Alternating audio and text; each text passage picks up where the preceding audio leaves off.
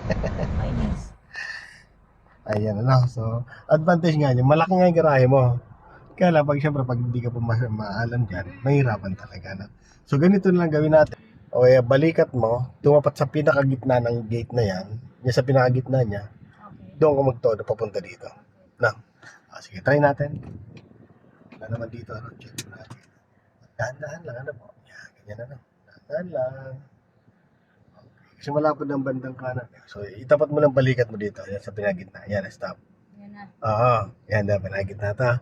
O, kumabi ka na dito. Puntahan mo yung space na yan. Sa unahan. Oo. Yan o.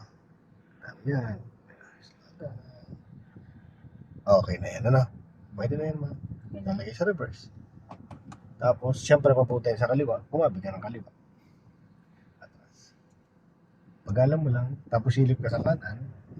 Ilalabas yung gate dito sa kanan. Tapos dyan sa kaliwa. Okay, ito. Ito dyan.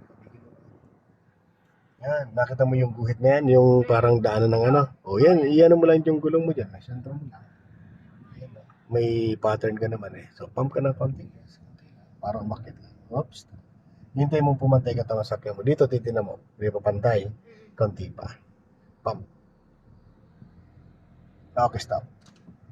Yan, no. Pantay ng ganyan. Gitna manibela. Stop. One.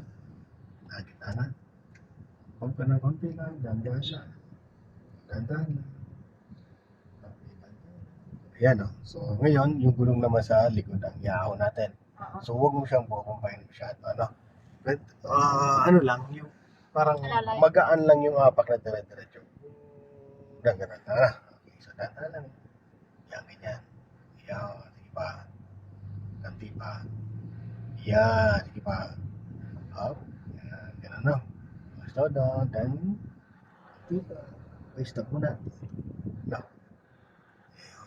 Straight na mo yun, sir. Okay, ito gagawin natin. Stop muna. Okay, tingnan natin. Pag sa palagay mo dito, kasi medyo sumobra konti lang naman, no? Pag palagay mo medyo tabingi na gano'n, naka-iras tayo ng pakanan, kanan ano?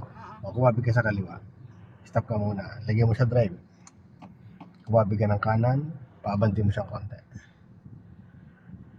O yan, o stop, gitna na. Ganun pala. Stop. O sobra yung manibela. Balik mo, o pabanti mo na konti.